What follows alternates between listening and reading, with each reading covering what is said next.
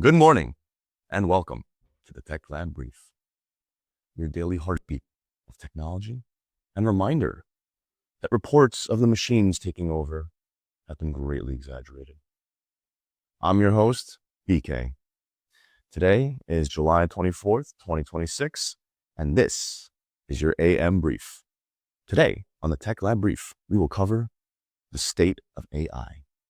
We'll be doing a run-through of our US frontier AI companies and see where they are. The companies are raising and spending historic sums, yet a March US survey put all four consumer platforms within 5 satisfaction points, and 56% of adults had not recently used any AI platform at all. Still getting there. The useful question is no longer simply who has the smartest model. It's what complete system is each company building around intelligence and where people and builders can participate. So let's take a look at our guys. We got OpenAI, we got Anthropic, Google, and XAI. So let's look at each one. Oh, by the way, the dramatic reading that I'm going to do is actually, I asked each AI, we'll cover this in the knowledge segment, but I asked each AI to give an overall assessment of all the four leading frontier AI companies. So let's see what each AI has to say about itself. OpenAI, the incumbent. OpenAI currently has the most coherent full stack lineup. The Sol, Terra, Luna structure gives developers clear capability, price, and latency choices without requiring a separate reasoning model family. Its greatest advantage is breadth, general intelligence, coding, agents, computer use, image generation, voice, search, and consumer distribution are all under one platform. Because let's face it, OpenAI is not the prodigal, they are the incumbents. They are the first to the market. They captured the global audience in sweeping, amazing fashion and blew our minds away. I can still remember the exact moment when I first used ChatGPT 3.5, and I was like, oh my goodness, it happened. So Sam Altman, Ilya Sutskever, I believe there's Brockman, and of course, the man behind it all, Mr. Andrej Karpathy. OpenAI, turning ChatGPT's scale into a unified agent platform, right? So we started from ChatGPT, just the AI chatbot LLM, which was incredible, which is incredible, still is incredible, and has inspired all these other companies to build out the AI capacities that they have. I mean, but it all kind of, weaves together. There's been reports of moving towards agentic AIs, and we're definitely doing that now, right? Everything's about connecting the workflows and trying to go from A to Z without having to do all the B, C, D, E, and S in between. It's a good place. So just a little bit about the money part, financial aspects. OpenAI reported $122 billion committed with an $852 billion valuation, a $2 billion monthly revenue, and 900 million plus weekly users. Goodness gracious. Very well done. Of course, we did cover, that's not without it's more than fair share of asterisks. A company gets that big that fast, there's going to be cracks in the seams or seams in the cracks. And there's, nothing's perfect. And, we have to take everything from a holistic perspective, like the good and the bad. And I guess you throw out numbers like 100 billion, nearly $1 trillion valuation. It's like, you got to kind of start looking at what's not so perfect. It's like, so we see currently they have GPT 5.6. They just released that. It's like less than a month ago. And they really clarified the whole situation really well. I think there was a lot of intermediary steps to build this, that, and the other. So it got a little fragmented, but they put it all together with 5.6, brought out the Sol, Terra, and Luna. I love the naming as well. The sun, the earth, and the moon. And yeah, it's just exciting to see where they go from here. They are definitely the incumbents, and every AI company right now is chasing after OpenAI. And for that very reason, hats off to OpenAI, and also hats off to all these other companies that we're about to cover, because this is really incredible where we are right now. So moving on to the prodigal child, Anthropic. This is what Anthropic said, or this is what Claude said. My maker so discount accordingly. The current lineup is the Claude 5 family, led by Claude Fable 5. That that wasn't me, actually. A new Mythos class tier sitting above Opus. Claude Mythos 5 is the same underlying model available to improve organizations without certain dual use safety measures.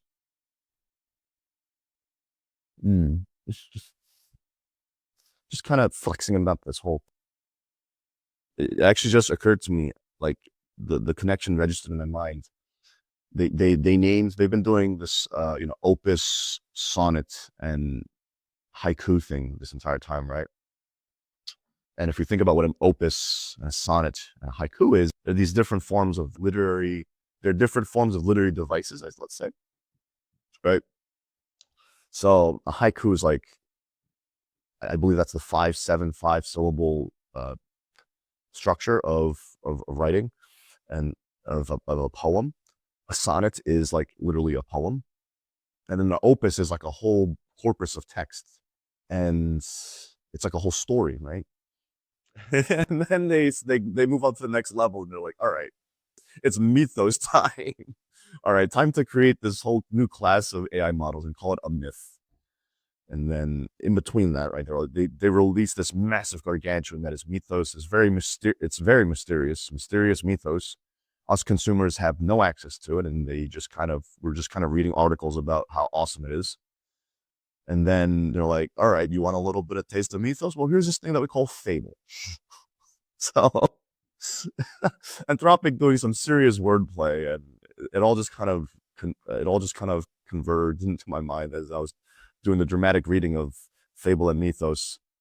Let's see, the headline here we say is that Anthropic is pairing frontier capability with explicit enterprise controls.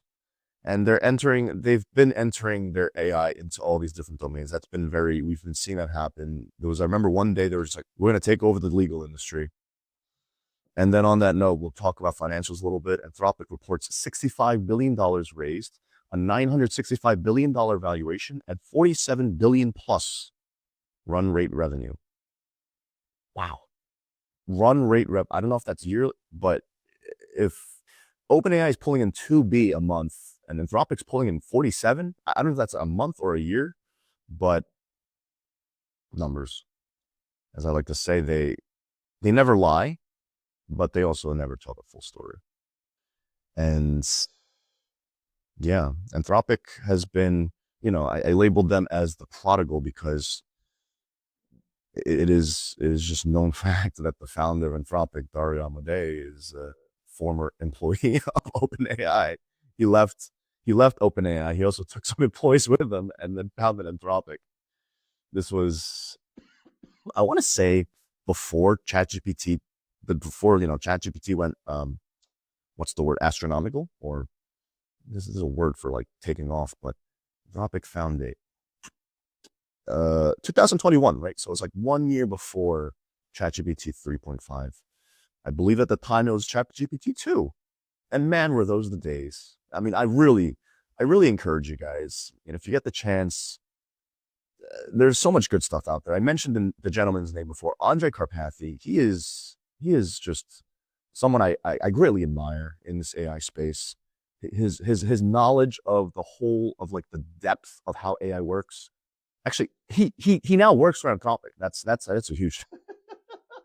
It all just works out. Mr. Karpathy, Andrej is incredible. His knowledge is deep. His I don't know how to say it, his heart for the people is pure. You should see some of his stuff on YouTube. It's incredible. But like it is, it is done with, let's say, like minimal editing. So it's more raw footage of him going. I mean, I'm sure he's done. He basically took like decades of research and knowledge and condensed it down to like a series of like 6, 7, like 1 or 2 hour videos. And if you sit and go through them, like you really realize how, he basically shares the whole foundation. And a lot of what's going on in AI is like this part, like 80% of the work, was done by the gang at OpenAI, what we call the incumbent, because when they were founded in 2016, like, and then it took them 7 years before ChatGPT 3.5 came out, that's when the real work was done. Let's never forget that. But I guess that detracts from this narrative of what's going on with the prodigal, right? Anthropic. They're doing incredible things too. And yes, there is forever going to be this small little asterisk that they branched out from OpenAI and their work is derivative, but you know the saying, right? And that saying is about how good artists borrow and what great artists do. But still, Anthropic has evolved the AI game in ways that OpenAI pretty much just hasn't. I don't want to say couldn't, but they haven't, or they are still trying. And in fact, I think Anthropic now has the highest performing models, and you know that's not to discount OpenAI's incredible position as well. And on that note, we move on to our third contender. I don't want to say, well, yes, third contender in this space, the OG, the founder that is Google Gemini. The Gemini 3 family spanning their current lineup of the Gemini 3 family spanning high reasoning tier models down to high speed utility tiers like from Pro to Flash brings us to the state of the tech, which is that Google's biggest advantage is true native multimodality from day one.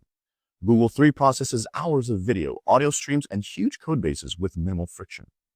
The key differentiator is unrivaled context windows, low inference costs via the Flash architecture, and seamless distribution across Android workspace and cloud. Google. Google. Gemini.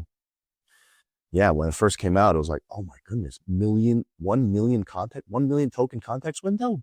Wow. And just for, I guess, the non-technical folk who are still catching up on the different vocabulary words in the AI game, context window is basically like memory. So how deep of a conversation can you go in with any AI before it like forgets what we talked about in the beginning? Google, I label as the founder because it is thanks to Google, right? This company founded in 2003 that built the massive tech platform that they did. In 2016 was when this white paper was released called "Attention is All You Need." Again, you want to learn a little bit more about the technicals in AI? That's the paper. "Attention is All You Need" white paper by the Google. I think it was called the Deep Mind, Deep Brain, or just like it was their machine learning research facility. They talked about this thing called the attention mechanism and transformers. Transformer and the attention mechanism. This is the thing that changed the game in 2016. That's when it was written. That was when it was published, released. It took 5 to 7 years for it to evolve into the beginning of what we experience today. Attention is all you need. These guys, thanks to these guys, is why we have this right now. It's incredible, you know. I mean, good artists borrow, great artists steal, right? But at the end of the day, you know, there's a third follow-up to that in how the best results come out from those who share, right? And scientific research, the beauty of scientific research has just been that, right?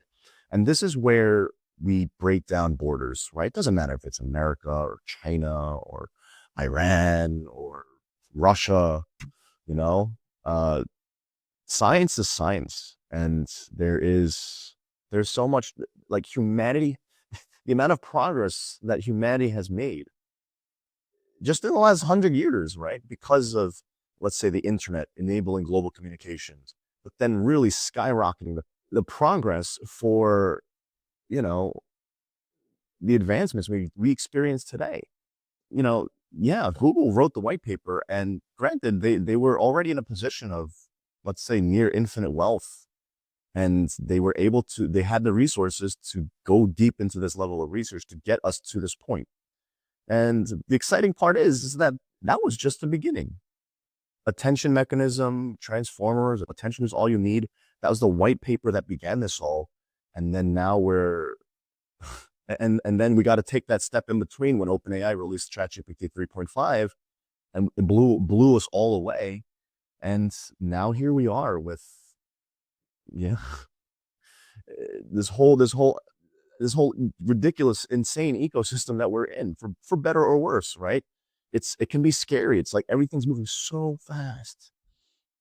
But you know what? There's still so much more out there. And in the past 2 weeks that we've been doing the brief, I've had different co-hosts join us, and you see these different takes and these different places where the young minds of the next generation are at. And there is this mix of like almost apprehension, but then also awe. And overall, just as whoever is watching, right? Like we can be of any age, of any race, of any background, of any religion, right? And we all have this technology available to us, just as we've had all the technology available to us before. But now it's really just in our faces.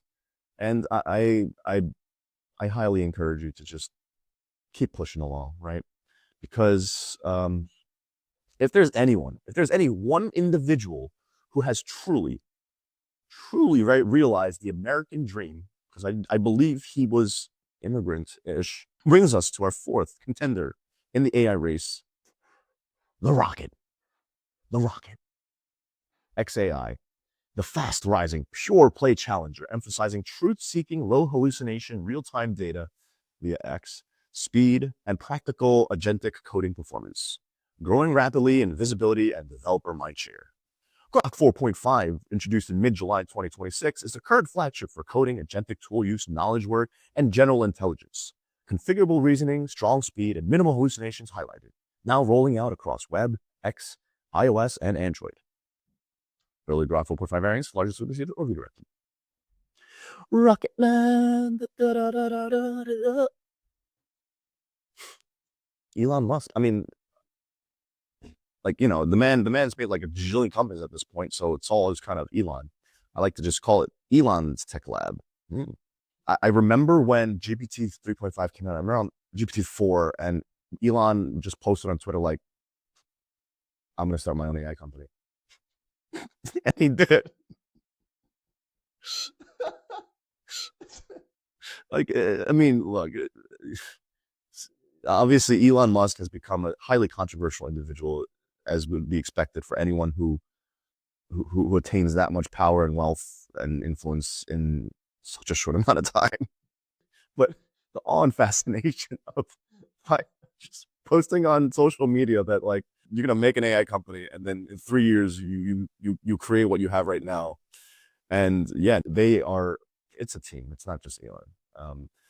XAI, they're right up there. They're on the frontier.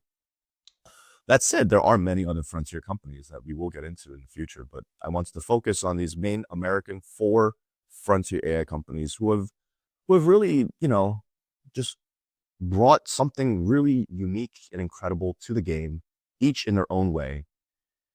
And I just am proud to be an American, and at least I know I'm free. Like, we really have to, you know, all the fear and uncertainty and doubt, that which we call FUD, aside, we really have to stand here, especially as Americans. And you know, I will keep the AI here for Mr. Elon. We really have to look at the state of AI right now and just be proud as Americans. We all contribute to this, right? This is our product. This is our technology, right? It's available for all of us. And we have the power. Each and every one of us have the power to make the good use of this, right? Like, I know that America has a history of American values itself is rooted in competition. It's a capitalist nation, right? Competition, survival of the fittest.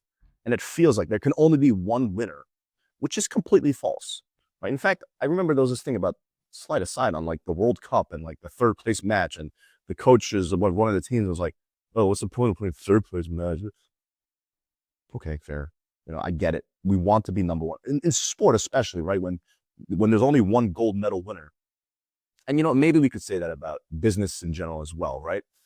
But the fact is, just like how Michael Jordan was the dominant, just the absolute domination, the monster that he was in the early 90s, to just absolutely command control of the entire NBA, he didn't do it forever. He did it for this span of time during the 90s. And that's it. He inspired I don't say that's it, right? He inspired the next generation, and and then it shifted over to other legends in the game. So Michael Jordan had the gold for 10 years in the 90s, and we love him for it because it's incredible what he's done.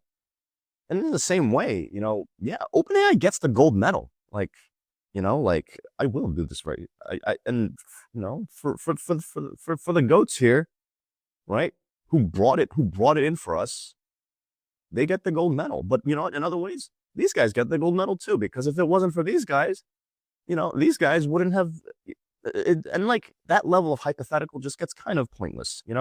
There's, you watch these like interviews with the goats, like Kobe.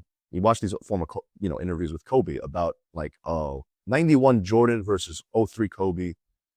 And like, they just don't entertain those questions. It's like, let's talk about something more productive here.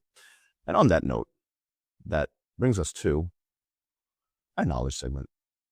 Our knowledge segment today is brought to you BK Tech Labs, ushering in an era of collective intelligence, bringing an end to the gatekeeping of knowledge. Join us today. Become a member. Help shape the narrative. So today's knowledge segment, and I spieled a little too long on all the AIs because my sonnet for the frontier leading AI companies of the United States of America. Because the truth is that we're going to have to step away a little bit on our attention to the US-based companies, which are doing an incredible job, and take a look at our primary competitors in China. Because they're doing some pretty incredible stuff too, and we got to take a look. We got to understand what is it that they're doing, what is it they have, that we want to also make use of in the United States, right? And which is no different than what they've been doing this entire time. So today's knowledge segment is going to be pretty straightforward. It's brief. I told you that basically I was doing the dramatic reading of all the AIs, rating themselves. So here, if you care to take a look, we have, I threw in the same exact prompt: do a brief assessment of each frontier AI company and the state of their model lineup. OpenAI, Anthropic, Google, Gemini, and XAI. We got it for Claude. We got it for ChatGPT.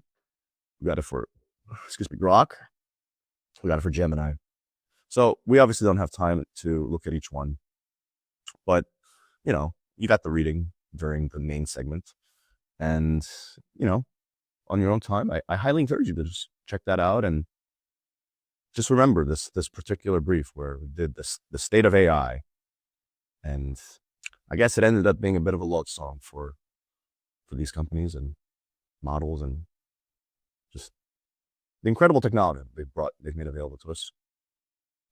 On that note, it brings our knowledge segment to an end, which brings us to the Barcade segment. We will look at the latest and greatest on the global arena. Oh, the bishop took the rook. What happened? All right, so I mean, this is clearly a winning game for white. So let's get this over with. We're gonna take that bishop. Tic-tac-toe. Corner is always the better move. Connect 4. They love to stack, so we'll keep stacking. And then checkers. What on earth happened? There's something going on here. Okay. I swear red had like a gajillion fuses earlier, but I guess something happened. All right, so that brings our Barcade segment to an end, which also brings our brief to an end. We hope you enjoyed our cast today, just as much as we did preparing for it. Catch us for the next one on Monday. Right, members only brief at 5 p.m. As always, please let us know what you think about our program in the chat. We'd love to hear what you think. Please consider membership. And now, your minute of Zen.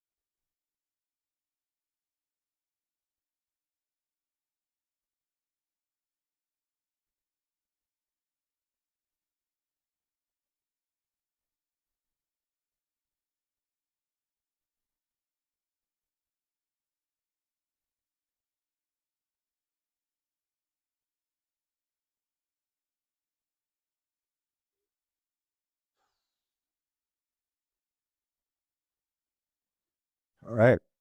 Hope you enjoyed that Zen. Let's lock in. Friday.